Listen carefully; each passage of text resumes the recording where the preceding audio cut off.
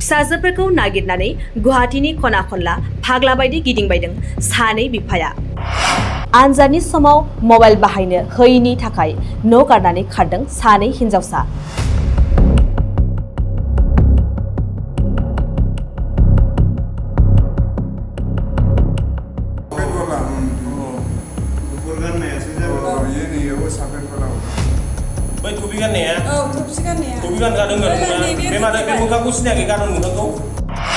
हिनजावसा गथ' सानै गोमानायखौ लानानै अदालगुरि गराइबारिनि मोननै नखराव दुखुनि थासारि।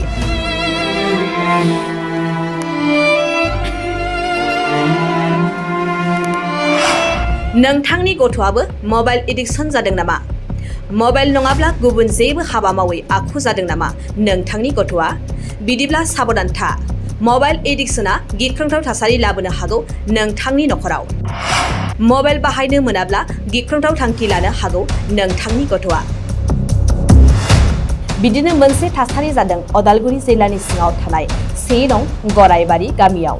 आनजादनि समाव मबाइल बाहायनो होयैनि थाखाय न'निफ्राय खारनानै फ्राय सप्तासेनिफ्राय गोमानानै दं अदालगुरिनि 1 नं गराइबारि गामिनि सानै हिनजावसाफोरा। मंगलसिं नार्जारिनि 9 थाखोआव फरायनाय 15 बोसोरनि मरमी नार्जारि आरो जोंसार बसुमतारीनि 16 बोसोर बैसोनि रैसुमनि बसुमतारी। बिसोर सानैया थांनाय 5 जुननिफ्रायनो गोमानानै दं।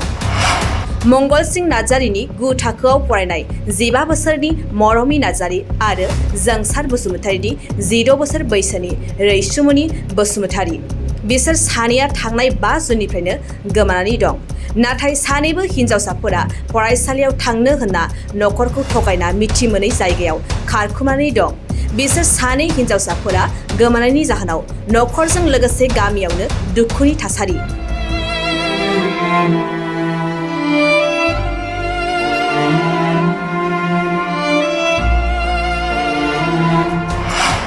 हिनजावसा गथ' सानैखौ नागिरनानै पुलिसनि खाथियाव साफैदोंब्लाबो जेबो खौरां मोनैनि जाहोनाव दायो गुवाहाटीनि खना खनला फाग्ला बायदि नागिरबायदों बिफा सानैजों लोगोसे गामिनिफोरा। सोरबाफोर नुयोब्ला गाहायाव होनाय जानबुं नम्बराव हरनो नङाब्ला जायगानि पुलिस थानायाव खौरां हरनो थाखाय नखरनिफोरा खावलायहरो। मरमी मामा आंखौ अननानै फैफिनदो मामा सना। आं मालाबाबो रायला नोंखौ मामा। आं मालाबाबो नोंखौ रायला। आंखौ अननानै फैफिन मामा सना। आं नोंखौ बिराद गोसोखाङो मामा। आं नोंनि अनगायै थांनानै थानो हानाय नङा मामा सना मरमी। मामा आंनि जिउ फैफिन जानो लुबैयो फिसा। मामा नों बबाव दङ मरमी फैफिन सना। रैसुमैखौबो लानानै फैफिननो मामा।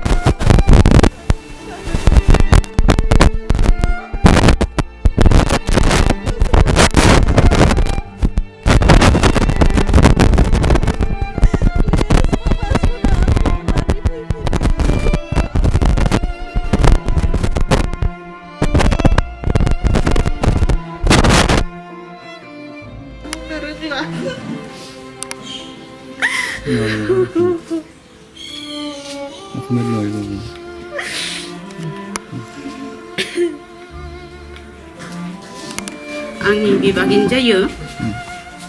आंनि बिफं असेनिनो गथ'। दा जोङो गोबां दुखु मोनदों आरो गोबां दुखु मोनदों। बियो नखराव खुरां बाथ्रा फंसेबो बुङालासिनो बे नखरनिफ्राय गोजान जानानै थांदों। गोबां दिन जालांबाय। समबार 6 तारिख फुङावनो बिसोरो ओंखारलांदों होननानै आं मिथिनो मोन्दों। दा आंहाबो नखरा गोजान जायो नालाय आं बेयाव सम्पूर्ण बाथ्राफोरखौबो आं मिन्थिजोबाखैमोन। दा खोनाफैनानै आं दुखु मोन्दों। बे गथ'आ ओंखारलांदों न'निफ्राय। बेनिखायनो जेरावखि थाया मानो रायजो राजा नोंथांमोना बिसोर गथ'फोरखौ जुदि नुनानै नखराव मबाइल नम्बरफोरखौ होनायजों लोगोसे बेखौ जों सापर्ट खालामनानै नखरफोराव जों खबर होयो। आं बेखौनो गासै रायजो राजानिसिम गुरैहै खावलायदों आरो जोंनि आगथा नार्जारि आरो मोर ছোৱালীটো मरमी नार्जारि क्लास 9 পঢ়ি আছে। কেতিয়াবা স্কুলত নাযায় আৰু মোৰ কিবা ক্লাছ 9ত মেট্ৰিকৰ কাৰণে কিবা ৰেজিষ্ট্ৰেশ্যন কৰে এইটো কৰা নাই শনিবাৰ দিনা মই 2বাৰ মাৰিছিলোঁ আৰু ছোৱালীটো তথাপিও ঘৰত আছিলে তথাপিও খং উঠা নাই আৰু মোৰ লগত তাৰপিছত সোমবাৰ দিনা মা মই স্কুলত যাম বুলি কোৱাই গৈছে আৰু তাৰ পৰা খবৰ পোৱা নাই কোনোবা দেখিছে যদি মৰম কৰি খবৰ দিলে ভাল আছিলে আৰু মোৰ ছোৱালীটো কোনো খবৰ পোৱা নাই লগত কোনোবা আছে নেকি লগতো কোনেও নাই এই দুইজনে বহুত ক্লজ লগৰীয়া হয় আৰু কোনোবা ফুচলাই নিছে নেকি নে খঙত গুচি গৈছে খঙতে গৈছে না কিয়ত গৈছে এইটো মই নাজানে বেলেগ লগৰীয়াটো নাই আৰু দেউতাই ক'ত বিচাৰিছে আপোনালোক ক'ত বিচাৰিছে এতিয়া গুৱাহাটী ক'ৰবা বিচাৰিছে বোলে আৰু ৰঙিয়া বিচাৰিছে কিমান দিন হ'ল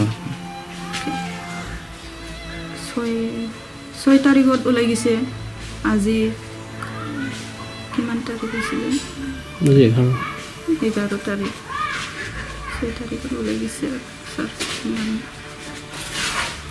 আপুনি কি ক'ব বিচাৰে ছোৱালীকটো ক'ৰবাত কি ক'ব বিচাৰে ছোৱালীটো মই ক'ৰবা মই পাব বিচাৰিছে আৰু মোৰ ছোৱালীটো কোনোবা দেখিছে যদি খবৰ দিলে বহুত ধন্যবাদ দিম মই শুনি আছোঁ দাদা কেছটো তাৰমানে এনেইতো ফাৰ্ষ্ট ইয়েৰৰ এক্সাম চলি আছিলে এক্সাম চলি থাকোঁতে তাৰমানে অলপ মোবাইল বেছিকৈ ব্যৱহাৰ কৰাৰ কাৰণে মাকে ক'লে যে বোলে পৰীক্ষাখনত ইমান যদি মোবাইল চলি থকা উচিত নহয় গতিকে মোবাইলটো দুদিনমান ল'ব নাপায় বুলি কাঢ়ি থৈ দিছিলে কাঢ়ি থৈ দিয়াৰ পিছত একো কোৱা নাই তাৰপিছত দুদিনমান পিছত আকৌ মাকক ক'লে মা বোলে মোক মোবাইলটো লাগে মাকে ক'লে যে বোলে নহয় বোলে তোমাৰ পৰীক্ষা দুদিন আছে দুদিনটো শেষ হৈ লওক তোমাক বোলে দি দিম বোলো তেনেকৈ কৈছিলি আৰু একো বেলেগ বিশেষকৈ একো কথা হোৱা নাই তাৰপিছত তেনেকৈ শনিবাৰ গুচি গ'ল দেওবাৰ সোমবাৰত এক্সামত যাম বুলি কৈ ইউনিফৰ্ম পিন্ধি পেলাই বেগত যে কিবা কাপোৰ ভৰাই লৈ যে গম পোৱা নাছিলোঁ ছাৰ এই কাপোৰখন তাৰমানে ক'ৰবাত আহি পেলাই লগৰ বান্ধৱীৰ লগত কাপোৰ সলাই পেলাই ওলাই গ'ল বুলি পিছতে গম পালোঁ তাৰপিছত সেইটোৱে কেছ আৰু আমি একো গম পোৱা নাই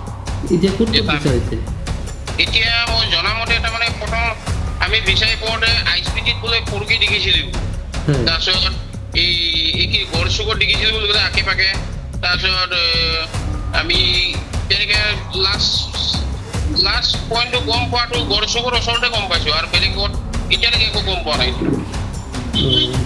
এতিয়া ক'ত গৈছে কি কথা একো গম পোৱা নাই আমি বিচাৰি ফুৰি আছোঁ হ'ব দাদা বিচাৰক সোনকালে ঘৰত আহক তেওঁলোক হয় তাকে সেইটোকে আমি আশা কৰিছোঁ আপোনালোকৰ হয় যুগত আমাৰ ছোৱালীটো ঘৰত আহি পাই খুব হেৰি কৰিছোঁ কামনা ৰাখিছোঁ আৰু দাদা আপোনালোকৰ হেৰি হ'ব নিশ্চয় नोंथाङा सरखारि साख्रि नागिरदोंना नोंथांनि थाखाय मोनसे गोजोनथाव खौरां नोंथांनि थाखाय दं एडुकेट पॉइंट जेराव नोंथाङा सोलोंथाइ लानायनि गेजेरजों सरखारि साख्रिनि गुबुन गुबुन रोखोमनि गोब्राब आनजादफोरखौ उथ्रिसारनो हागोन आरो गावनि आथिङाव गसंथानो हागोन बे एडुकेट पॉइंटआव नोंथांमोना SSC bank PO bank clerk bank SO UPSC FSC defence railway state insurance AAO ADO एसिस्टेन्टजों लोगोसे स्टेट लेभेल जब आरो माखासे सरखारि साख्रिनि आनजादाव गोनांथि जानाय आयदाफोराव सोलोंथाइ लानो हागोन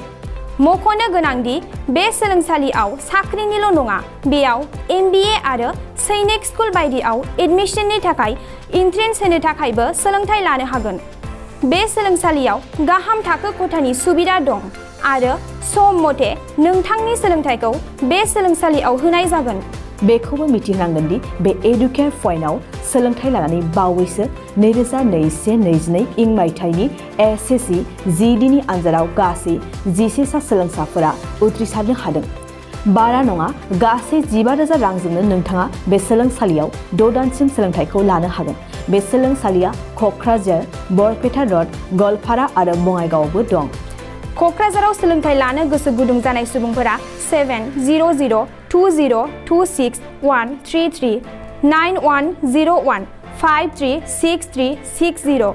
70020262133 91015363660